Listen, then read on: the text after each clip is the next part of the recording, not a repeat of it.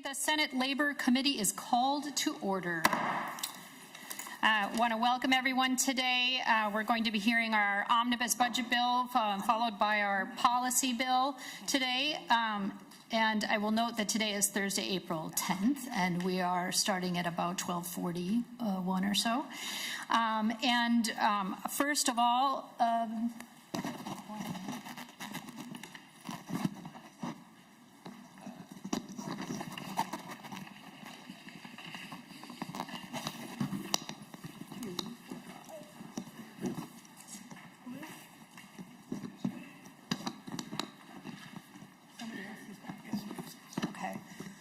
we do. Okay. Sorry about that, everybody. We do have a quorum as well.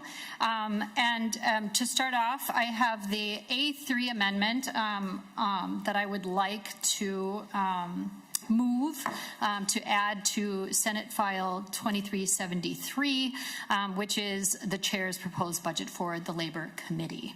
And that is the bill then in its form that we will be discussing.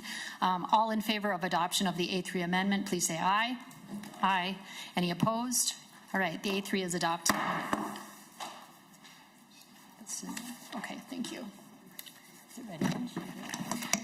Next, I have what should just have been passed out, the A13 amendment.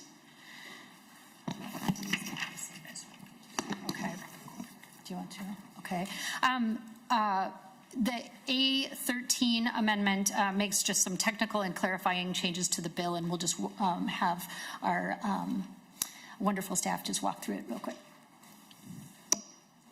Madam Chair, members, so the A13 replaces the A10, which was the original technical amendment, but I discovered that there were some errors, or the language that was sent to me wasn't I didn't do it correctly. So anyway, we have the A13 in front of us. Lines 1.13 to 1.14 and 1.15. This moves a rider language to the division that's requested by the Department of Labor and Industry for this particular work. This is that suicide prevention and outreach for construction workers. And Ms. Bursch could speak more to it if there are questions about why this is in the technical amendment. Then lines 116 to 122, this language is some cleanup. Subsequently to hearing the bill in this committee, there was some more conversation between the manufactured housing group and the Department of Labor and Industry on those sections of the bill. And so this is some cleanup to go along with those discussions. So that's why that is included here. Then on lines 123 to the end, lines 2.4, this is also some sort of clarifying language and clean up to make the language clearer, and this is also resulting from more, I think, discussions with the Department of Labor and Industry and employers. So that is what is inside of the A13. Thank you very much. Members, any questions about the A13 amendment specific to the A13? Okay, not seeing any. All in favor of adopting the A13, please say aye. Aye. Any opposed? Say no.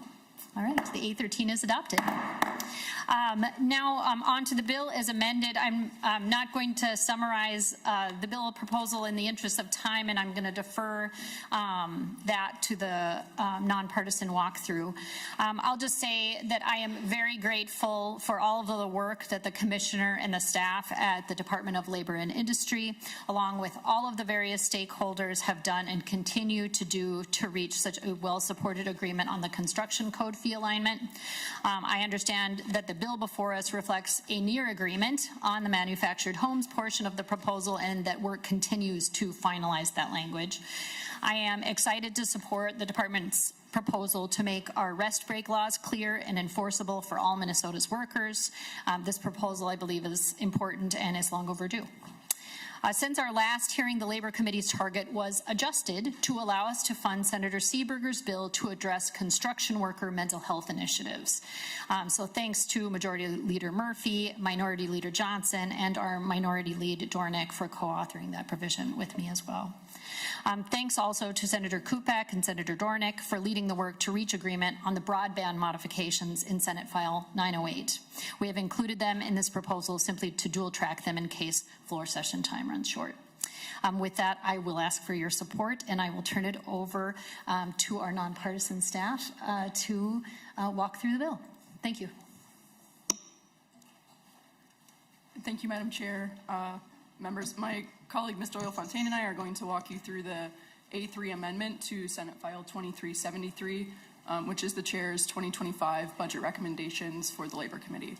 I'll start with Article 1, the appropriations article, and then pass it over to Ms. Doyle-Fontaine to finish with Articles 2 through 4, the policy articles.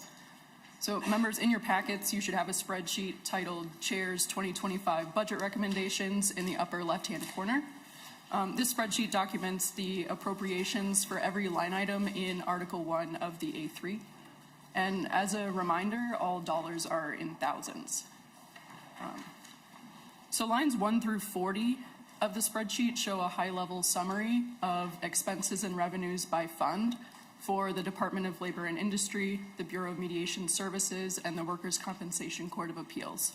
I'll talk about that briefly before I move on to a more detailed line item review. The A3 proposes a total general fund budget of $23,629,000 in the 26-27 biennium and $22,850,000 in the 28-29 biennium. In the 26-27 biennium, this reflects a $1.636 million increase in general fund expenses, which has an offsetting $279,000 increase in general fund revenues. And in the 28-29 biennium, this reflects an $838,000 increase in general fund expenses, which has an offsetting $40,000 in new general fund revenues. At the top right of the page, you can see the Labor Committee has a general fund target of $1,357,000 in fiscal years 25 through 27. And $798,000 in fiscal years 28-29, which these recommendations net to exactly. The A3 also proposes changes in other non-general funds. In the Construction Code Fund, there are expense increases of $4,164,000 in the 26-27 biennium and $4,292,000 in the 28-29 biennium, and revenue increases of $25,254,000 in the 26-27 biennium and $25,362,000 in the 28-29 biennium. There's an increase in workers' compensation fund expenses of $4,809,000 in the 26-27 biennium and $5,052,000 in the 28-29 biennium. There's no change from the base level of workforce development fund expenses. And there's a decrease in the Family and Medical Benefit Insurance Fund expenses of $366,000 in the 26-27 biennium. Columns I, N, and S summarize the changes in expenses and revenues from the base set by the February forecast, and columns J, O, and T summarize the changes from the governor's revised recommendations that were released last month. I'll be focusing on the changes from base for the purposes of this review, since that's the reference for the targets. So starting on row 43 with the Department of Labor and Industry, the A3 proposes total direct general fund expenses of $15,919,000 in the 26-27 biennium, which reflects a $1.476 million increase over base, and $15,086,000 in the 28-29 biennium, which reflects a $624,000 increase over base. There are also direct workforce development fund appropriations of $13,652,000 per biennium, which have no change from base, and workers' compensation fund appropriations of $69,428,000 in the 26-27 biennium, which reflects a $4,078,000 increase over base, and $69,304,000 in the 28-29 biennium, which reflects a $4,388,000 increase over base. There are also statutory appropriations in the Construction Code Fund federal funds, special revenue fund, and workers' compensation fund, which are contributing to the overall department total on line 43. So on line 48, there's a $9,640,000 increase in the 26-27 biennium and a $9,788,000 increase in the 28-29 biennium from the general fund for labor standards division operating. This reflects a combination of things. First, it includes the governor's recommended operating adjustment. It includes an additional $40,000 per biennium to capture the projected increase in revenues from the governor's recommended changes to mandatory break law policies that are included in Article 3 of the A3. And that revenue is reflected on line 128. And it also shows the consolidation of all general fund base appropriations in the labor standards division. So the appropriations for wage theft prevention on line 49, nursing, lactating, and pregnant employee accommodations, outreach and enforcement on line 51, the Safe Workplaces for Meat and Poultry Processing Workers Act on line 52, Earned Sick and Safe Time Enforcement and Rulemaking on line 53, Worker Misclassification, Enforcement, Education, and Training on line 55, TNC Enforcement, Education, and Outreach on line 56, and Private Sector Personnel Records, Information, and Education on line 61, all appear to have been eliminated, but the A3 just proposes consolidating the funding into the operating line because all of this work is statutorily required and doesn't necessarily require a session law rider to direct implementation. I also just want to note that the appropriation amount for worker misclassification, enforcement, education, and training on line 55 that was consolidated into labor standards operating is the amount in the base and does not include the governor's recommended increase for worker misclassification enforcement. That also means that the general fund revenue increase on line 127 that was associated with that expanded enforcement work in the governor's recommendations is not tracked in the spreadsheet. The only base appropriation in the labor standards division that is eliminated is $366,000 one time in fiscal year 26 from the Family Medical Benefit Insurance Fund for Minnesota paid leave on line 54. On lines 59 and 60, $25,000 of the $27,000 total fiscal year 2024 appropriation from the general fund for the Veterans Benefits and Services poster is canceled in 2025 and carried forward as a revenue in fiscal year 2026 on line 120. On line 63, there's a $1 million one-time general fund appropriation split evenly between fiscal years 26 and 27 for construction industry mental health initiatives. This is Senator Seeberger's Senate File 2744, which we just heard in committee on Tuesday. And the chair's amendment just moves this appropriation from the Labor Standards Division to the Construction Codes and Licensing Division. Moving on to page 2.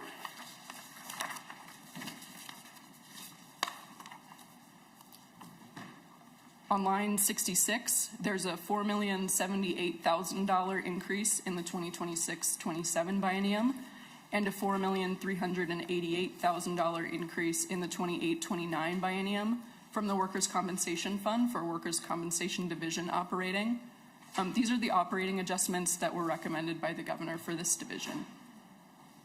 On lines 72 and 73, $214,000 of the $2 million total one-time appropriation from fiscal year 24 for the Ergonomic Safety Grant Program from the general fund is canceled in fiscal year 2025 and carried forward as a revenue on line 123.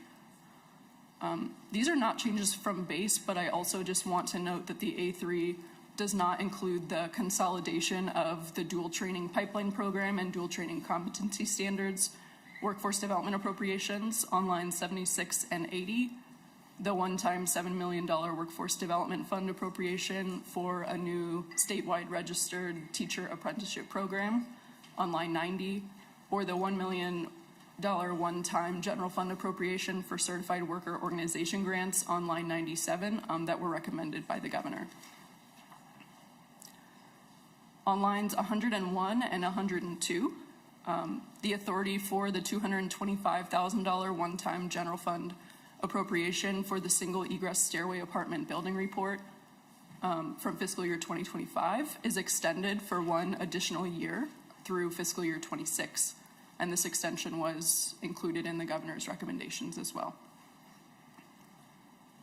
On line 105, there's a $4 million or a $4,164,000 increase in the 26-27 biennium and a $4,292,000 increase in the 28-29 biennium in the statutory appropriation for the construction code fund.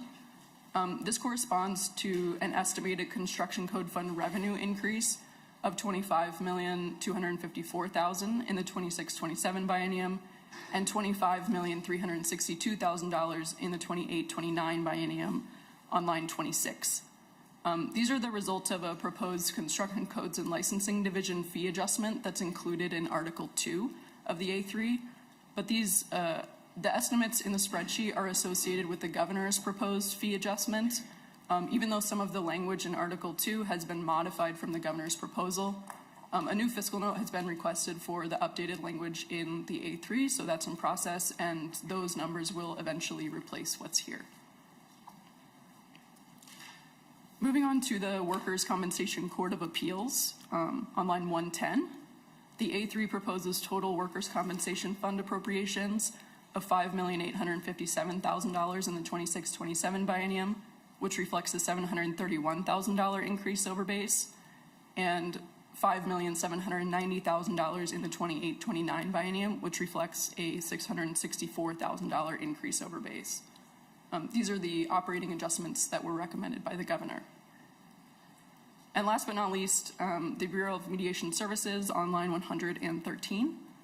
The A3 proposes total general fund appropriations of $7,710,000 in the 26-27 biennium, which reflects a $160,000 increase over base, and $7,764,000 in the 28-29 biennium, which reflects a $214,000 increase over base. This includes a $32,000 increase in the 26-27 biennium and a $42,000 increase in the 28-29 biennium for the Public Employment Relations Board on line 115. And these are also operating adjustments recommended by the governor.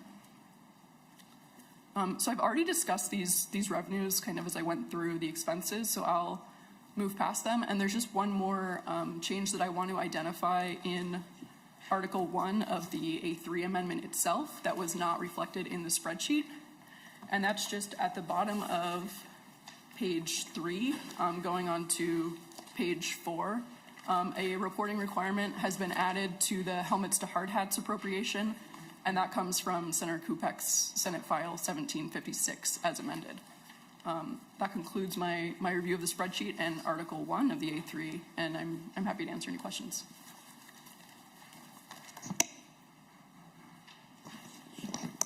Thank you. Madam Chair and members, I think what I'll do as far as the walkthrough of the bill is highlight instead of reading my summary, which should be in your packets and is available online. I think I'll try to highlight some of the differences from the bill that we heard a couple of weeks ago. So I think, as I mentioned earlier, much of the changes that are in Article 2 were as a result of discussions between the manufactured housing people from the industry, as well as the Department of Labor and Industry and other stakeholders. But what remains are the underlying revised fee structures that were in the underlying bill. Those all, to my knowledge, remain the same for plumbing, electrical permits, annual elevator operating, and those items. I'm sorry, I want to go back to Section 1. This was originally in Senate File 2149, which is the next bill we'll hear, the policy bill from Department of Labor and Industry. It was amended and then sent with 2373 to judiciary so that could be heard there. And Senator McEwen, you're now just carrying that along with Article 2 in this bill. So moving on from what was included as far as the fee structures, then I will go at a high level over some of the manufactured housing pieces that jumped out at me, and I know that there are going to be some testifiers that can speak much more to what was discussed in those negotiations. So one thing I noted, that there's no longer the salesperson licensing, so those elements are removed. Much of the work has to do with the notice of compliance form for a used manufactured home. It talks about what needs to be included there, so there are several sections on that. Originally, there was going to be a recodification, and many of the manufactured housing statutes and references were going to be moved over to Chapter 326B, and that is no longer being contemplated in this version of Article 2. So as a result, many of those technical sections have been removed, and there's no longer a revisor instruction, so that is no longer in here. So I think that's kind of the high level of that, and I would appreciate anyone with more detail about the discussions and the like to talk about what is going on in Article 2. Then in Article 3, the only changes, this article is about the brake laws and the strengthening of those brake laws and some more clarification on the exact time frames. So in the A13 that I went through earlier, sections 1 and 3 are modified slightly, again, to be clarifying for those brake times. So it otherwise does remain the same as you heard originally in this committee, but sections 1 and 3 for the meal break and the restroom break have been slightly modified. Then Article 4 was not in this bill. It is the contents from Senator Kupek's bill on the broadband, what's called broadband installers, but is formerly known as underground telecommunications installers. So this, again, was part of that agreement between those stakeholders, and it has not changed since this is the contents of the current version of Senate File 908. Just kind of about the new training requirements and when all the installers need to meet those requirements. So that's kind of a very general overview, but I could certainly speak to any provisions that are in the bill. Thank you very much, Ms. Doyle-Fontaine and Ms. Bursch. We really appreciate the overview. And now I'd like to go ahead and move forward to our testifiers. First, we have Commissioner Blissenbach, who has joined us today from the Department of Labor and Industry, followed by Mark Brunner and Melissa Heising, and a couple testifiers after that, Kate Snyder and then John Thorson. I will just note today we are trying to get both of our bills heard, and I just urge all of us to be as brief as we can, and then we'll have some discussion on the bill. Thank you very much for joining us, and welcome. Thank you, chairs and members. My name is Nicole Blissenbach. I'm the Commissioner of the Minnesota Department of Labor and Industry, and I am here to testify in support of Senate File 2373. First, I want to thank Chair McEwen for including many of the department's priorities in this bill. These include the construction codes and licensing fee alignment proposal, which will enable the department to continue to provide timely and high-quality plan review and inspection services for electrical systems, elevators, plumbing, boilers, and manufactured structures. I would like to thank the many construction industry stakeholders who worked with us to refine these fee proposals. In particular today, I would like to thank the Manufactured and Modular Home Association of Minnesota for their commitment to the work with the department to find compromise on the fees and policy proposals specific to manufactured structures. The bill today represents weeks of hard work, and I'm grateful for the partnership. I'd like to thank you for the workers' compensation and general fund operating adjustments, which will help offset inflationary costs and enable the department to maintain the services that Minnesotans expect. Thank you for changes in Article 4 that strengthen mandatory break laws to provide clear standards for the amount of time that must be provided to employees for meal and rest breaks, and clear remedies when these standards are violated. These changes will help ensure that employers understand their obligations and employees understand their rights regarding rest and meal breaks.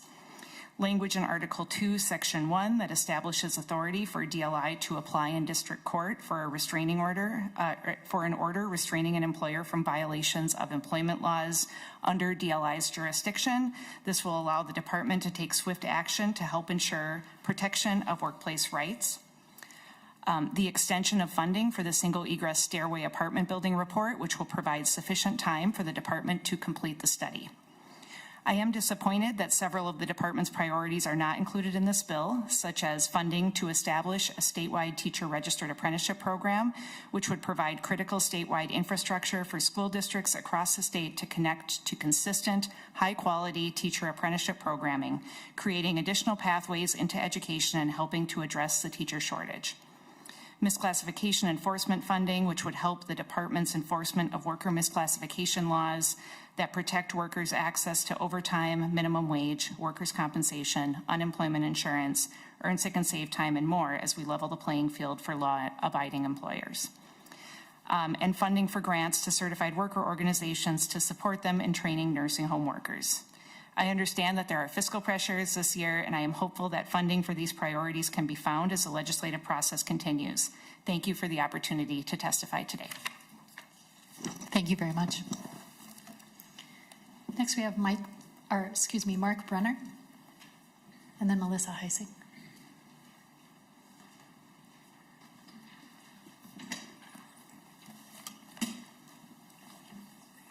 Welcome. Thank you, Madam Chair. Good afternoon. Mark Brunner, Manufactured Modular Home Association of Minnesota. I testified before the committee when the bill was first heard, and we expressed a number of concerns about the bill. And at that time, Madam Chair, you and the commissioner offered to work with us on making some changes, and we're about 90% there. Things have moved along, rather well. While we're not happy that the seal fee increases from $80 to $325, we understand that the fee's not been raised since 2008, and the CCLD is a fee-driven, not general fund appropriation, so we understand that.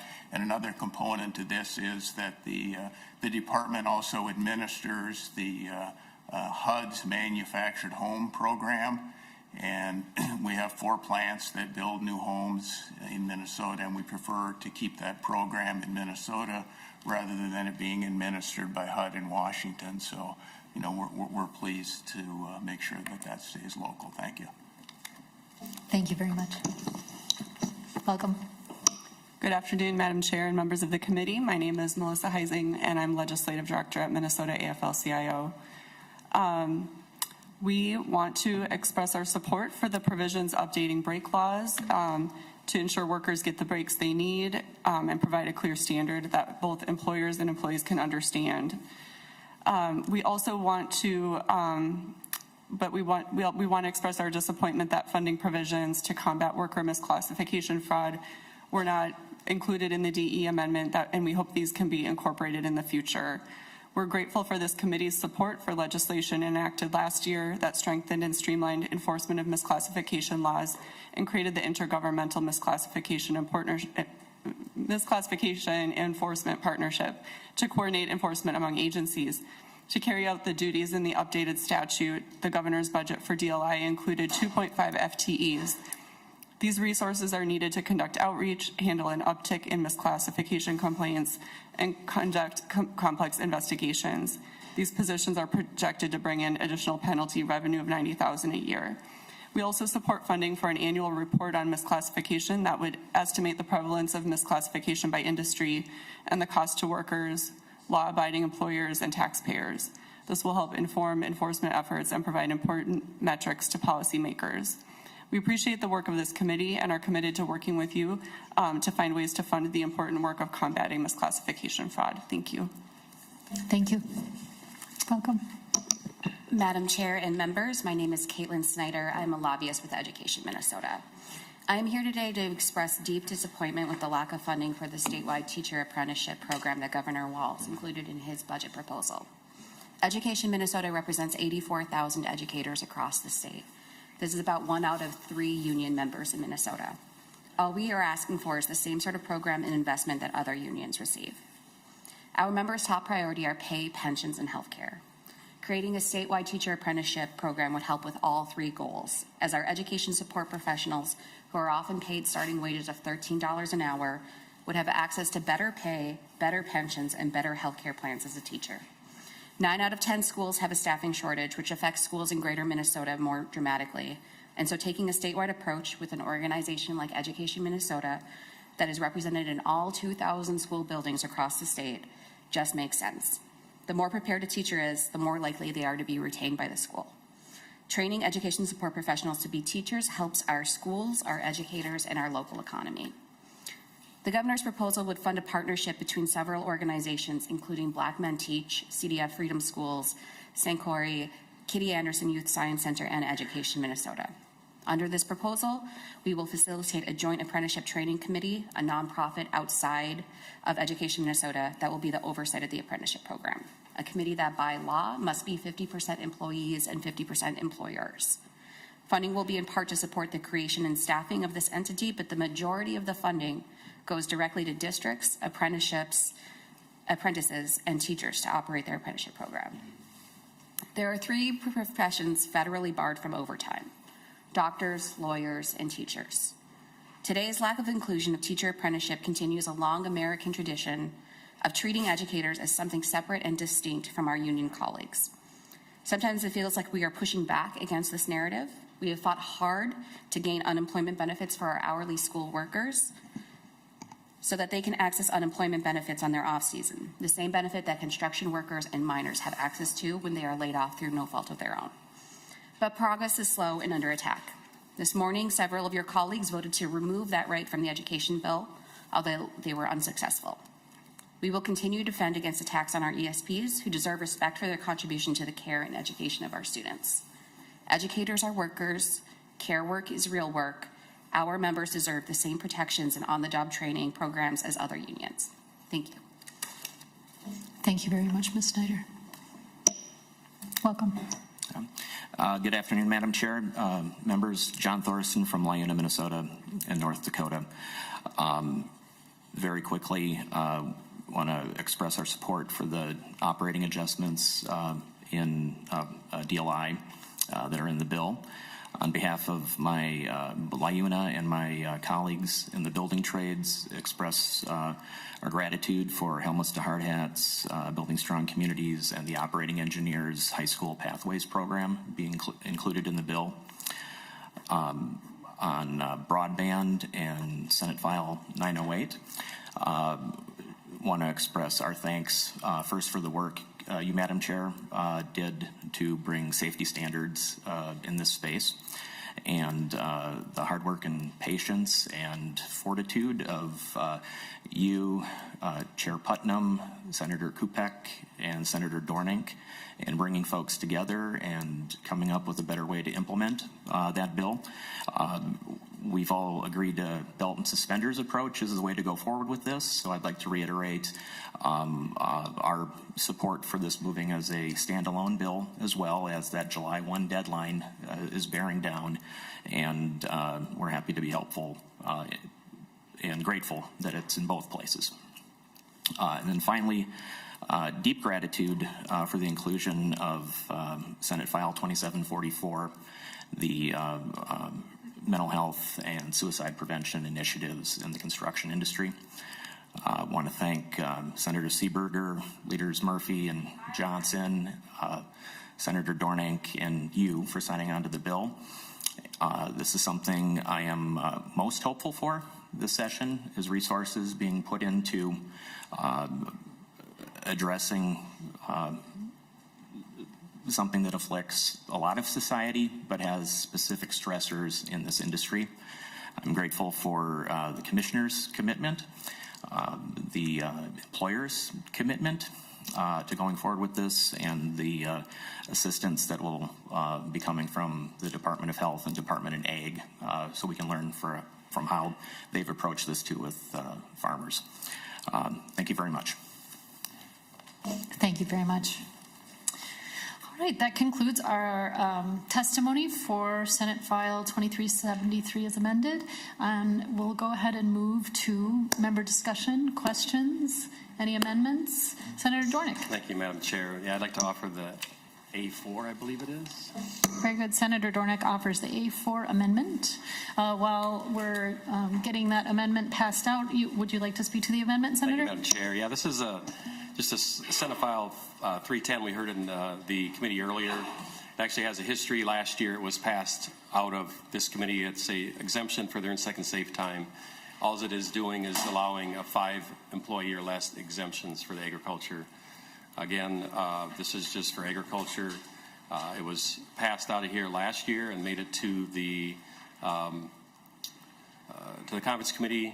And the other one we had in there was the 28 days or less. So that one was accepted in conference committee. This one was taken out, and then we heard it earlier in the session. We heard it here, and it passed out of this committee, went to the agriculture committee, and passed out of the agriculture committee also, and it's at the floor. This was just, I'd like to add this to just dual track it and make sure it gets done. So with that, Madam Chair, I ask for a roll call. Thank you, Senator Dornick. Senator Dornick has requested a roll call, and so a roll call will be granted. Members, any discussion on the A4 amendment? Yes, Senator Kupek. Thank you, Madam Chair. Thank you, Senator Dornick. You and I are, I was a co-author on that bill as well. I think I personally would prefer that this was on the policy portion of our bill, just knowing that I think, we support it, and then I think there's a fair number of us that do also support this, but I know that there are other people that maybe have a little bit of concern about this amendment, and knowing that, our chief duty here is to pass a budget by July 1st, and to get that done, and not quite sure what is actually going and coming out of the other body is a concern to me, and I don't want to muddy up something that would prevent us from getting a budget done, which does need to be our number one priority. So this comes up as an amendment on the policy side. I will do that. I am also aware that Senator Seeberger is working with Senator Pappas, nice entrance timing there, on this bill, and that there is another track on that level going forward. But certainly on the policy side, I think I will support the amendment on that side, but probably not on the budget, just to kind of keep it clean. Thank you, Senator Kupek. Any other discussion on the A4 amendment? Let me give Senator Pappas a minute to get oriented here. I won't belabor the point. I think when we had heard this amendment before, I was very clear about my strong opposition to this amendment, and I will save my fire for another time on it, but I oppose it. Yes, Senator Pappas. Madam Chair, I apologize for being late. It looks like I walked in right at the same moment you were discussing this. Coincidentally, I didn't stop to get lunch or anything. Yes, Senator Seeberger and I and Commissioner Blissenbach have been working on compromise and to fix some of the concerns that have been addressed broadly with the ESST law, and certainly we had not considered this at this point because it was going as a separate bill, but we're happy to incorporate this idea when we're looking at exempting some small businesses at a certain number. We're happy to consider to continue talking about this, and I'm sure that we'll come up with a good solution. Thank you, Senator Pappas. Any further discussion? Okay. On the A4 amendment, we will go to a roll call. Please proceed with the roll.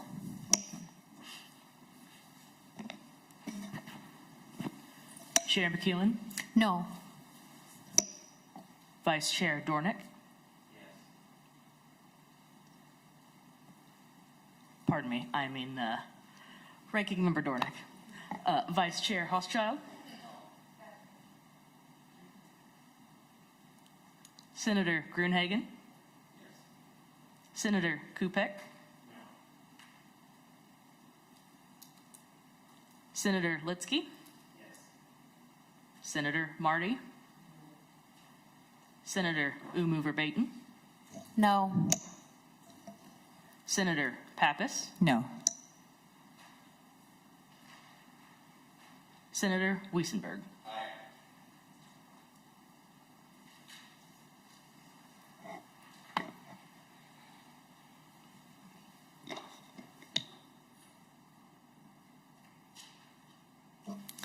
All right, it looks like we had 4 ayes and 6 nays.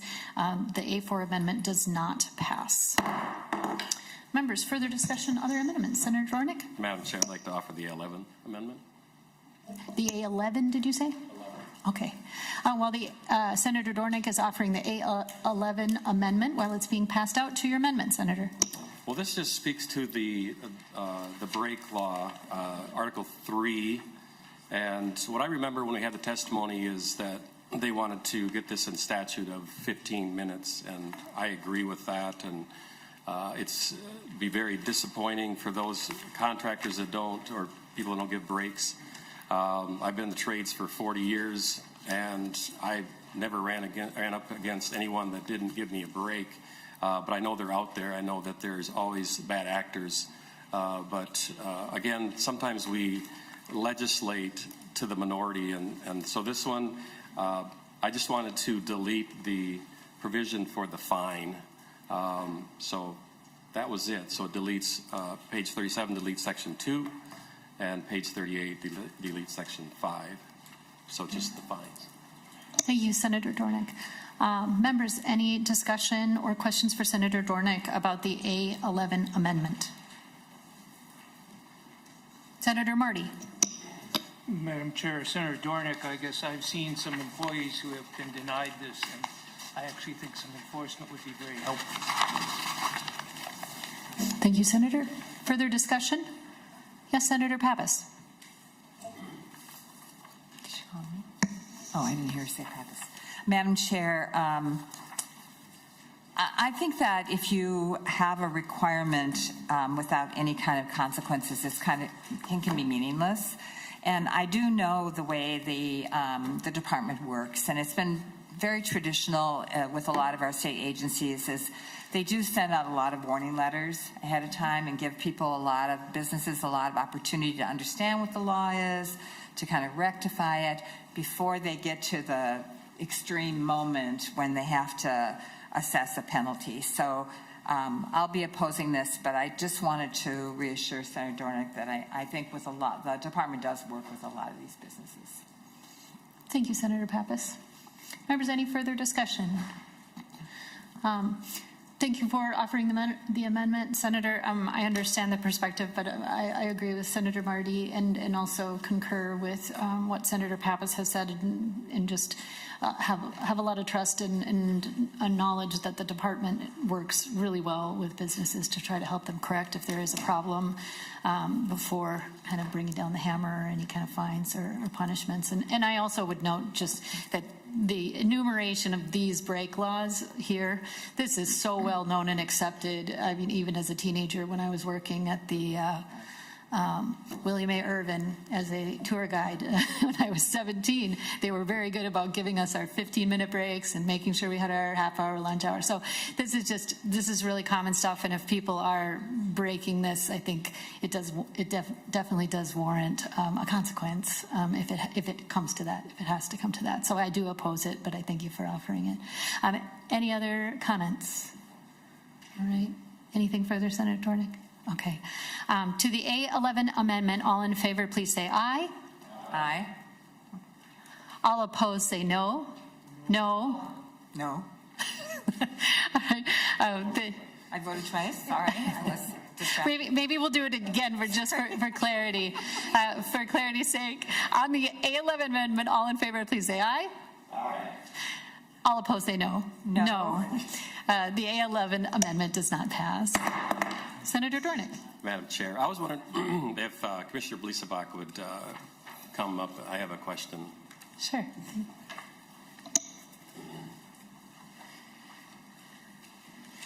Welcome back, Commissioner. To your question, Senator.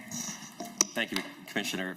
First, I want to thank you for the work you do and the relationship that we've had. It's been good to work with you, and appreciate the work that you did on the manufactured home issue and how that sounds like it's coming together really good. So thank you for that.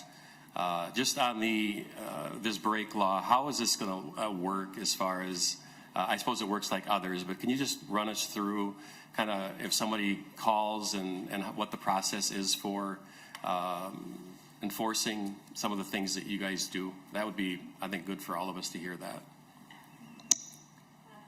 Commissioner. Thank you, Chair McEwen and Senator Dornick, for the question. So we have a number of different process for people who may call in with a complaint that they're not, being provided with the benefits that the law provides. Typically, if it is a one-off and it's not a repeat bad actor, the first step would be what we call an inform and educate. So we would send a letter to the employer saying it has been reported that this is happening and outlining what the allegation is. And then in the letter, we would inform them of the obligations under the law. So in a break time situation, we would say an employee has the right to take a 15-minute break within each 4 consecutive hours of work and ask them to remedy the situation. If we don't hear back from the employee, we assume it's remedied and we move on. If we do hear back, or if the employer responds with something that makes us concerned, we would follow up and make sure that they were doing what they need to do. So a lot of our work is resolved with that exchange, with that inform and educate letter. If people call back, or if we are getting complaints from numerous people at the same place of employment, or if an employer is not willing to work to address the issues that we've raised, that's when we would move forward to an investigation. And an investigation would involve asking for documentation, maybe looking at the policy that they have, making sure that they're providing proper notice to things that require notice in the laws. And even when we have an investigation, if the end result is that there are violations, there is plenty of opportunity to resolve them without a compliance order that would go through the administrative process. Follow up, Senator? Thank you very much, Commissioner. Members, further discussion or any amendments? Yes, Senator Grunhagen. Well, thank you, Madam Chair. Yeah, I'd like to offer the A8. The A8, okay. Senator Grunhagen is offering the A8 amendment while it's being passed out to your amendment. Yeah, what this amendment does, it relates to earned sick and safe time. And it basically says in terms of a school that the school board would have to vote to accept the ESST versus being it mandated on it. So,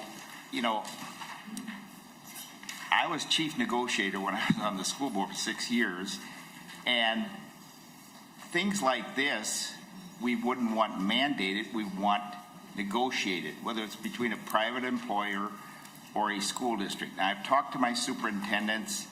They don't like this, at least the 4 I've talked to, and they would prefer to have the option to decide with their school board whether to vote to accept this.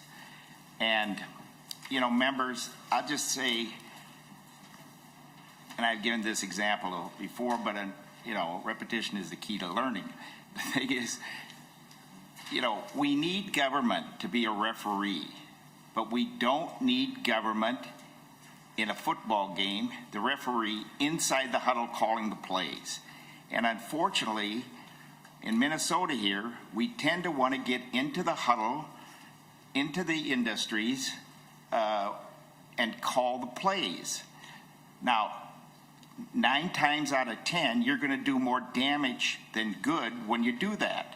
Because this one-size-fits-all from the state doesn't work or necessarily produce the best results locally, whether it's in private business or school board. So, members, I know what the vote is going to be on this, okay? I just want you to, I want you to think about that. When we look at laws, are we getting in the huddle and calling the play? Or are we being the referee, which is our right perspective? And it's not just schools, obviously. It's a lot of small businesses I've heard from that just say this, with all the other complications we have, this just makes it even worse. And by the way, I own a small business. So this amendment is a think system, and even those in the audience can think about this, okay? Whether to support laws that put the government in the huddle, or are they being the referee? We need a referee. We don't need the referee in the huddle calling the plays.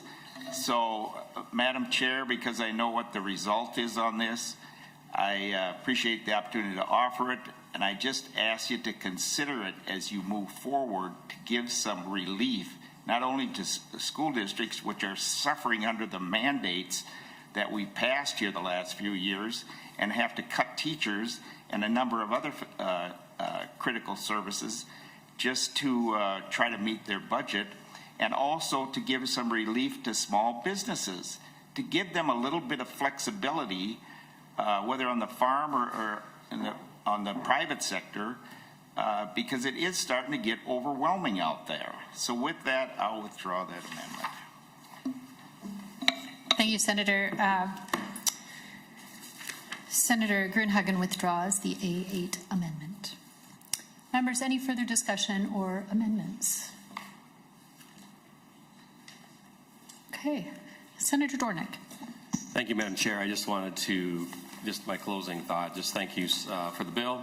I appreciate the Workforce Development Fund funding, the dual training, youth skills training grants, helmets, hard hats, Commissioner Bleesenbach, and the work that you do at the Department of Labor, Workman's Comp, Construction of Appeals, Bureau of Services, just a lot of good things that are funded in here. So thank you, Chair McEwen, for that. And again, I already kind of talked about the manufactured and modular homes and the work that's being done on that to correct some of those and get peace in the valley.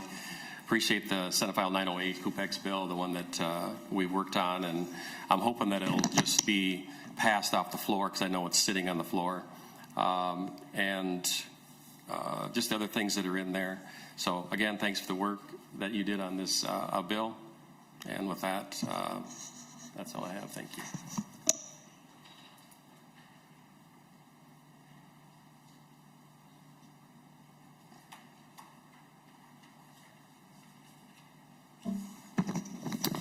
Thank you very much, Senator Dornick. Apologies, everyone. We're just working on some procedural stuff.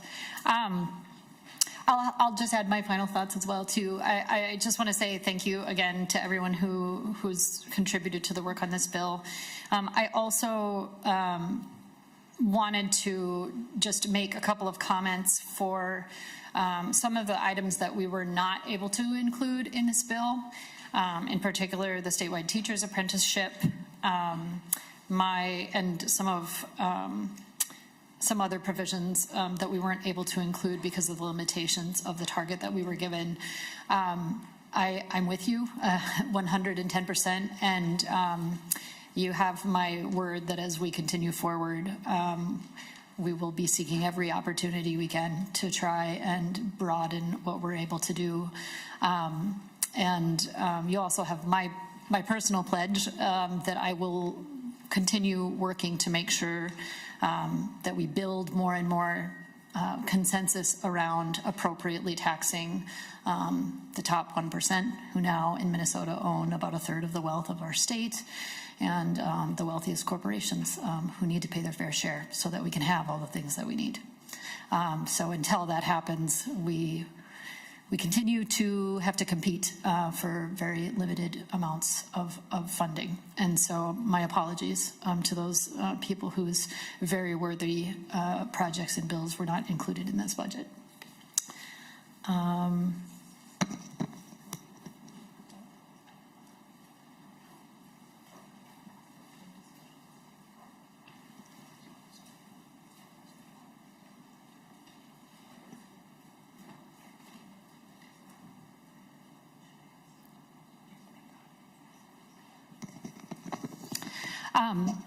Members, it's been brought to my attention that we have a little bit more discussion on this bill before we finally wrap it up, so my apologies.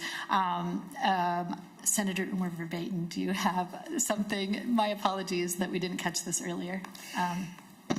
Thank you, Madam Chair. I'm playing catch up today too, so appreciate it. It's a busy week with deadlines, but I believe there is an amendment that was drafted just to ensure that the language on the annual report that was in Senate File 2360 is included in the bill, and the we had an adjusted fiscal note. So there's a cost for doing the report that would be included in the budget.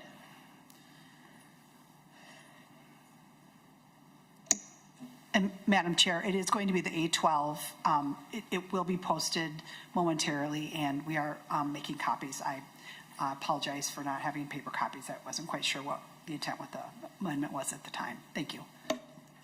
Okay, thank you, everyone. I'm wondering, I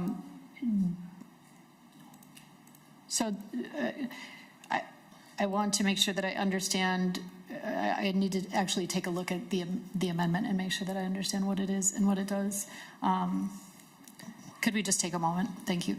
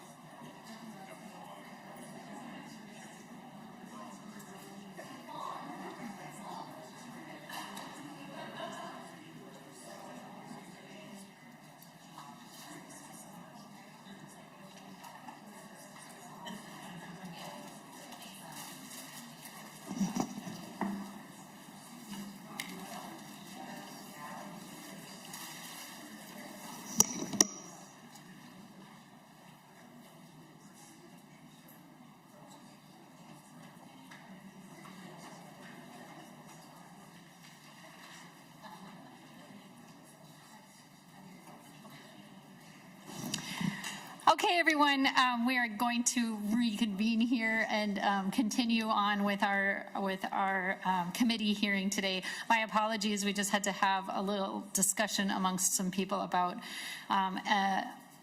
Senator Umer Verbaten's amendment. We're going to wait for some printing to be done, and I think we'll be ready to move forward with that. But for the time being, I'd like to lay Senate File 2373 as amended on the table for our consideration of the policy bill, and we'll go ahead and move forward with the policy bill. We don't need to vote on it or something. I just say it's laid on the table.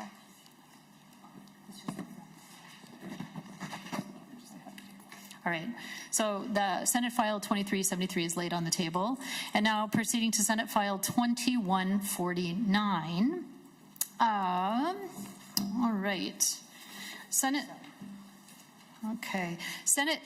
File 2149 is the Labor Policy Omnibus Bill, and we have the A7 amendment to get it in the shape that I would like to have it in.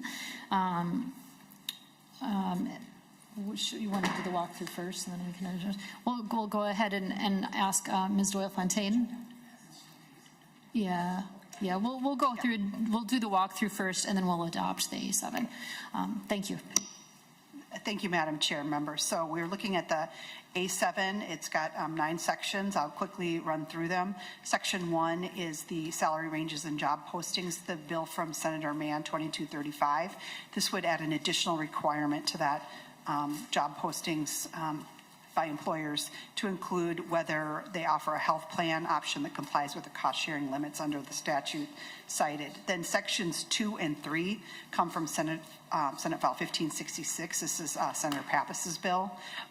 It adds a couple of clarifying definitions for nursing home and nursing home employer for the purposes of the Nursing Home Workforce Standards Board. Then sections 4 to 6 come from Senator Matthews' bill, the first engrossment. This is Senate File 475. I believe, I'm sorry, this is sections 4 to 7. So the first sections 4, 5, and 6 are definitions of abuse, fraud, and waste. And then section 7 is the section that makes 2 changes to employee protections against retaliation or discrimination.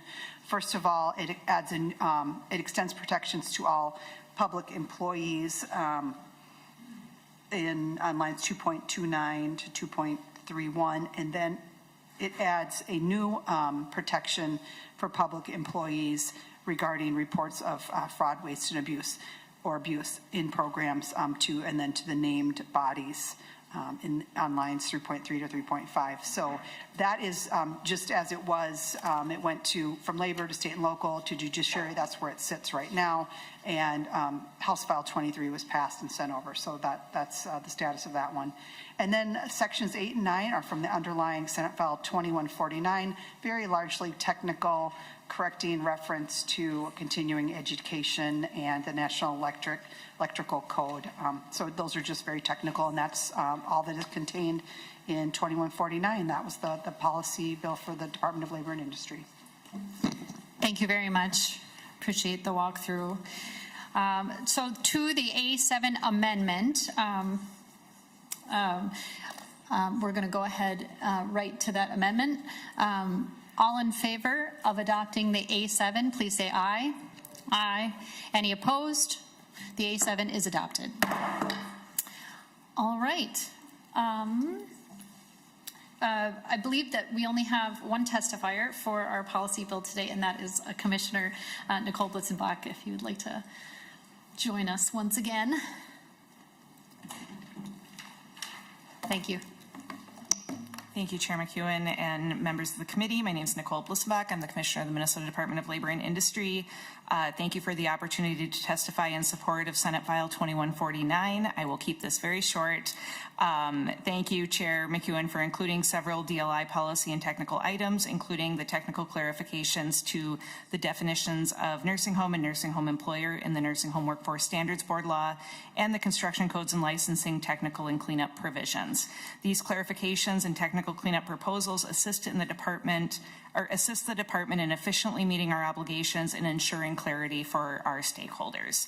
Thank you for the opportunity to testify in support of Senate File 2149.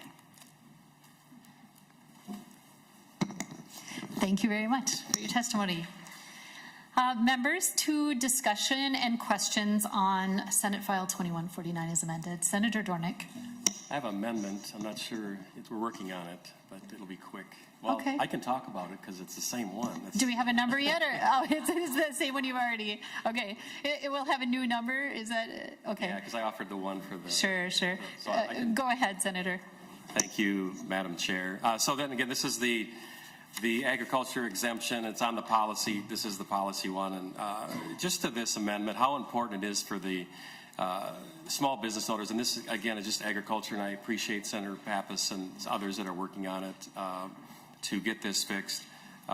But just amazing that as I was looking to see how many small business owners in Minnesota that there are, it's over 500,000 strong. And it goes up and down depending on. But of those small businesses, 61% of those businesses are 4 employees or less. So this is, again, it's a big deal to these small business owners. Again, this is an ag exemption, but speaking to the larger bill the one they're working on, how important it is to these small business owners. And then if you go up to 20 employees, it's 86%. So most of these businesses are small, and these mandates affect them, and it's difficult for them to work through these things, and sometimes it just gets frustrating. So again, this is the agriculture one. It's strictly for agriculture, and I again know they're working on some other ones, but pretty simple. It's been passed out of this committee twice already, so it definitely had the votes to be on the last year, and again, it's sitting at the floor. So I ask for your support, and I don't know if we still have it.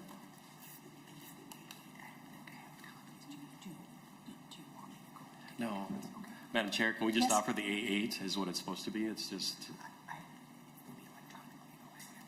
Okay.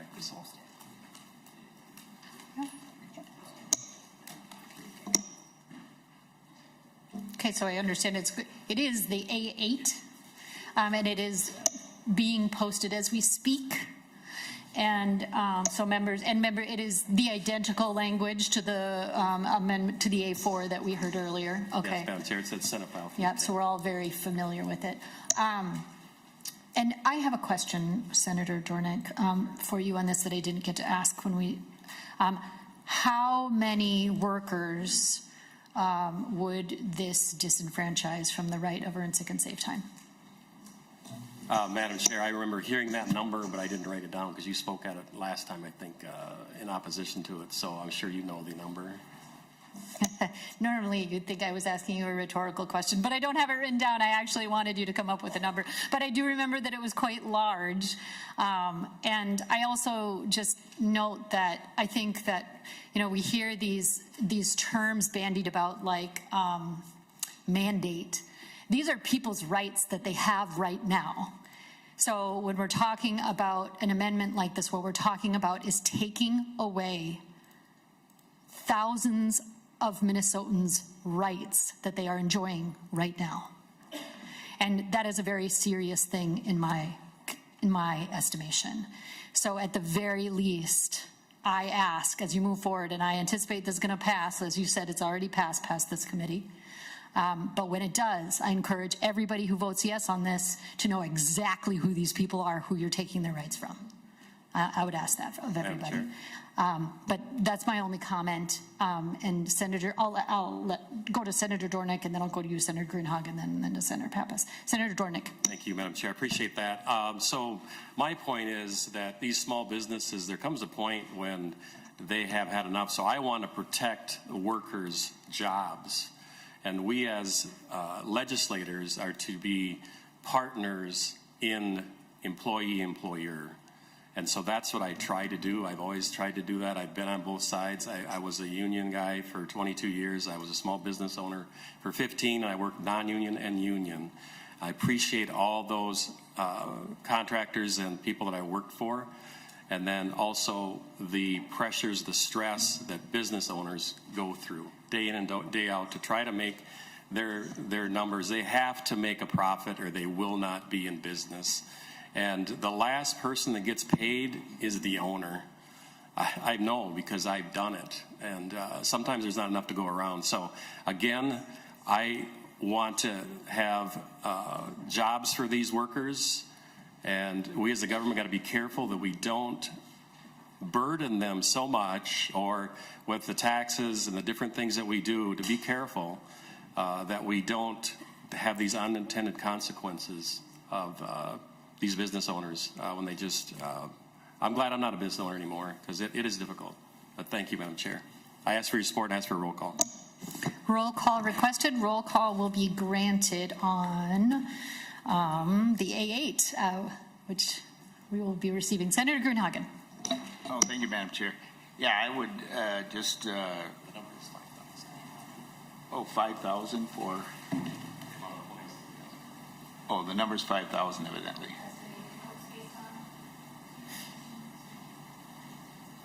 Are they farm only, or? Maybe. Thank you. Ms. Bursch, if you would enlighten us, appreciate it. Madam Chair, the fiscal note that was requested on this bill as previously introduced identified approximately 5,000 employees who work for small crop or animal production establishments in Minnesota. Thank you. Thank you for that. Senator Grunhagen.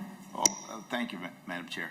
Yeah, you do have another right too, and that's the right to go apply for a different job if you don't like where you're working, okay? And I've done that several times before owning my own business. So that's a right that's available to everybody. Second thing is, sometimes government mandates have, sometimes I should say often, government mandates have a very negative consequence. And again, I'll just give one. I could give a dozen illustrations, but I'll give one. When Obamacare came out, had an individual who was a customer of mine. He had health insurance through his grocery store. Well, when the mandate came out that anybody who worked 30 hours or more had to have health insurance, the employer had to provide health insurance. He was working like 40, 45 hours a week. And so guess what? He got called into a room with other employees and said, if you work more than 30 hours, you're subject to termination. Okay? So they moved him down to under 30 hours, down to 29 hours. So the result was he lost his health insurance and he had to go find another part-time job. So government can pass all the laws they want, but same thing here. We pass all these mandates on these small businesses, a lot of people are going to lose their jobs. That's what's going to happen. So anyway, just something to think about. Thank you, Senator. Senator Pappas. I think it was helpful to know the number. So you're probably impacting 500 businesses, farm businesses, but 5,000 workers. So that's the difference. And I think you do really have to balance. This is a benefit that people have had for the last year. And it's really difficult to take away a benefit that they've come to rely on and count on, that when they are ill or they have a child that's ill, that they can take the day. And I think it's not really fair to these workers to leave it to the generosity of their employer instead of it just their right to be able to be sick and stay home and not spread their illness to other people on the farm. When we get to the small business number, that's much, much larger. That's like 160,000 workers would be impacted if we exempted small businesses 5 and under. So I think it's a very serious move, and I'm not ready really to make it, so I'll be a no. But I'm open to the discussion. I'm not saying I will always be a no, but I am a no today. Thank you, Senator Pappas. Senator Riesenberg. Thank you, Madam Chair. I appreciate this amendment. As someone who has worked on a farm for a long time, I don't feel like my employer would be harming me with this on there. As a matter of fact, My employer has at times given me cows that have been injured as a thank you for the work I've done for him. Actually, multiple times given me deals on meat and cheese and milk, so they appreciate my work, and farmers appreciate the people they have working for them. They're not, if they didn't, they wouldn't have their job. They wouldn't have a farm. So, there's farmers are hard workers, and they don't want to hurt their employees. This is just trying to help small businesses succeed and not let them go under. I appreciate this amendment, and we got to do everything we can to help small businesses. And again, farmers are working 365 days a year, 7 days a week, and and people that work for them know that. So I've worked for a farm, and I guess people that have been in this industry should have a say in what's going on. Thank you. Thank you, Senator. Any further discussion? Any questions? And I believe a roll call was requested. A roll call will be granted on the A8. Everybody has a copy of the A8. Okay, any further questions? I don't see any. Okay, if we could proceed to the roll call on the A8 amendment. Oh, different bills. Chair McEwen, No. I was confused. Vice Chair Hochschild. Yes. Ranking Member Dornick. Yes. Senator Grunhagen. Yes. Senator Kupek. Yes. Senator Litsky. Yes. Senator Marty. Senator Umu Verbaeten. No. Senator Pappas. No. Senator Weisenberg.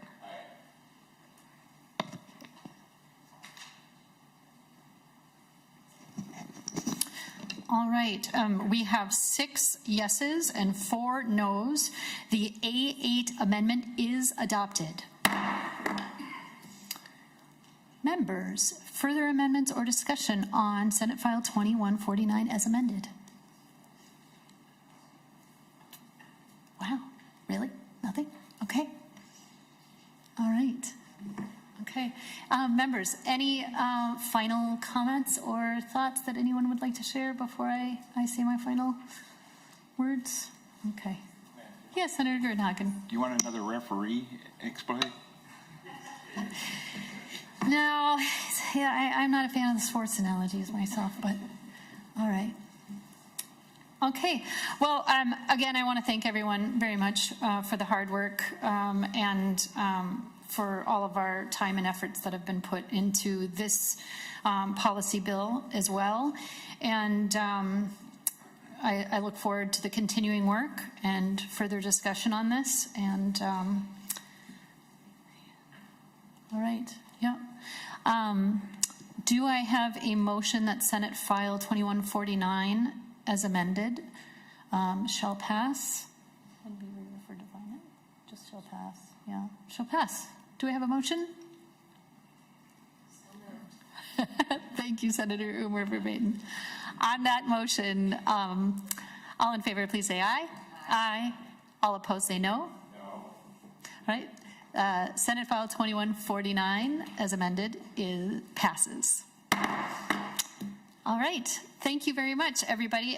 We're going to now take back up our budget bill, Senate File 2373, and we have had another amendment passed out to us, which is the A12 amendment, and this is brought to us by Senator Umer Verbaeten, and I'll just turn it over to you, Senator. Thank you, Madam Chair. Thank you, everyone, for your patience. So we heard Senate File 2360, which is really instructing DLI to work with the members of the partnership to come up with a report to help us understand the impact of misclassification, particularly its impact on workers, our government programs, and then tax collections. What we've done here, and what I would like to do when I move the A2 amendment, is include a quick oral amendment here. So on lines 1.8, delete must and insert may. And on line 1.12, delete must and insert may. And that would make this optional. But it is appropriate to go into this budget bill in case there are funds that are available for this cost. Okay, thank you, Senator Umer Verbaeten. So Senator Umer Verbaeten has moved the A12 amendment, but is making an oral amendment to that amendment. And I will just state it for the record again. The oral amendment is on line 1.8 to replace, to cross out the word must and change that to the word may. And then again on line 1.12 to cross out the word must and replace it with may. So that is the oral amendment to the A12 amendment. Am I good? All right. On just the oral amendment to get the A12 in the proper condition, all in favor, please say aye. Aye. Any opposed? All right. The oral amendment to the A12 passes, is adopted.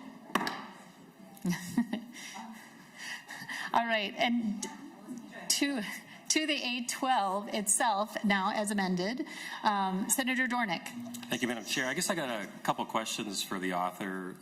So kind of where did this bill come from? I know we heard it, but now it kind of just slid in here today. So was it somewhere else, or where was the track that it's taken? Senator, thank you, Senator Dornick. Senator Umer. Thank you, Madam Chair.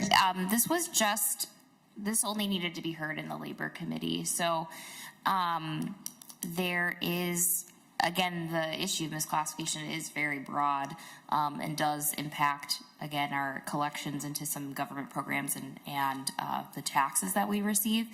But the partnership is really spearheaded by DLI, and that this was the only place where it needed to be heard. I just wanted to make sure there was a path to keep this language in so that there's an option for the report to be done. Senator Dornick, Thank any you, follow-up? Madam Chair. Thank you. I guess the other, I know we talked about this, adding the line for those that are misclassified by accident versus just having them all together, and having a little bit more, if we're going to have this report, that it would be more accurate in the misclassifications. And I know that I had brought that issue up when it was heard here. And so the other concern I have is line 115 with the external experts or independent third party to conduct a study to develop a report and perform our other functions. I'm just concerned with that because I know when I read the misclass document here that was presented earlier in session, and it was done by I think it was the North Star policy, and just some of those are, I don't think they're independent, so I'm concerned about making sure that if we're going to do this, that we get accurate information that is truly a third party. So how do we make sure that we don't get something that's done by somebody that's going to weigh into some of their thoughts and ideas, I guess, or data? Senator? Thank you, Madam Chair. Thanks for the question. I think it's important to give the agency the option to work with an external expert or independent third party who may be more equipped to sort of help them set up the methodology for the report, especially for the first time of putting that together. I think you're raising some questions of information you would like to see. So having the ability to contract with those experts who are much more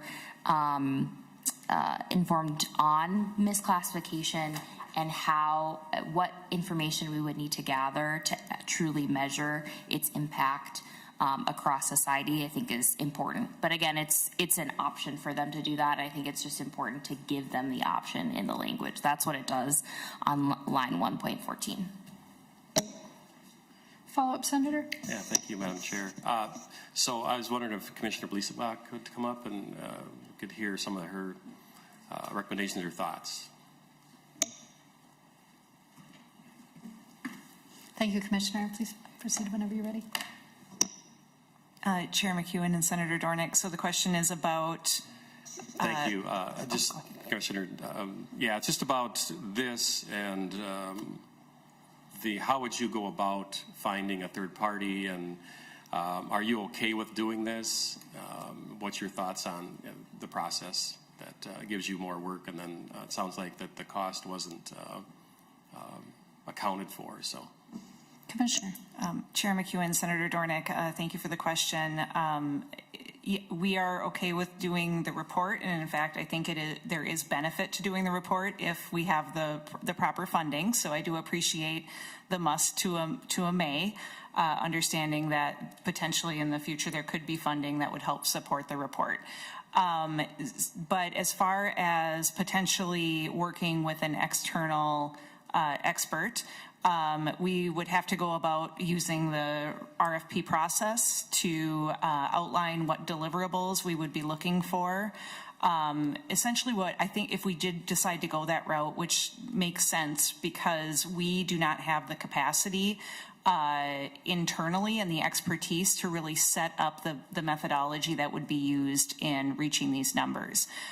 So we would probably look for a labor economist because much of the where misclassification happens, a lot of it is not easy to track even through government data because it is cash off the books. So we don't have necessarily 1099s to look at the Department of Revenue. So we would need to look at what labor data is available, and there is a lot available out there, both at the state level and at the federal level, to build methodology to estimate much of the impact of misclassification that we can't see from what's on the books. So that's what we would use an external labor economist to help build. The way we wrote the fiscal note is that we would utilize an external labor economist the first year to help us build that methodology. And then once that methodology is built, we would be able to do the report internally with staff on the biennial basis, which is what I believe the bill contemplates. Senator Dornick. Thank you, Madam Chair. Thank you, Commissioner. Just one follow-up to that is,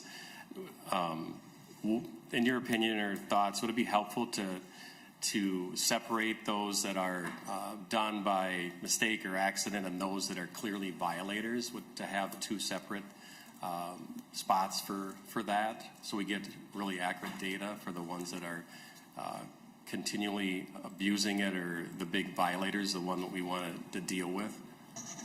Commissioner? Chair McEwen and Senator Dornick, I think the problem there is what the report is asking us to do is estimate the impact on different funds, whether it's the UI fund or taxes. And intent really doesn't play into what the ultimate impact is on the worker, on the UI fund, on state taxes, on the work comp fund. So what this report, I believe, what the intention of the report is to give an idea of what the impact of misclassification is on the state. And the intent in misclassifying, whether it's intentional or not intentional, doesn't really change what the impact is on the state. Senator Dornick. Thank you. Appreciate that. No further questions. Thank you. Senator Kernhagen. Oh, thank you, Madam Chair. Yeah, I just got a text here. It says the amendment being offered right now is 2360, which was referred to taxes, but it was never heard there. The Senate Tax Committee removed it from their agenda yesterday. So this language has not met all its steps. Is that accurate, or? Do you want to speak to this, Senator? Yes, thank you, Madam Chair. Thanks for the question. Again, because misclassification, as we're trying to measure, one of the things we want to measure is what is the tax evasion essentially from misclassification, what is the impact on government programs. There were some questions, but the tax committee opted not to see this, and as I stated, the Department of Labor and Industry would be leading potentially an RFP process if they worked with an external expert to set up that methodology, and then DOR, DEED, other agencies that do have some sort of impact, are impacted in some way, are part of the partnership that we set up last year. So they've all been informed and are aware. Very good. Senator, follow-up? Yeah, Oh, thank you, Madam Chair. Yeah, so we re-referred it to taxes, but it was never heard. So, I mean, it didn't make all stops. So technically, They let us, yeah, they didn't want to hear it. yeah, they said but they waived. Doesn't that put us at a point of order? Yeah, They can decide. yeah.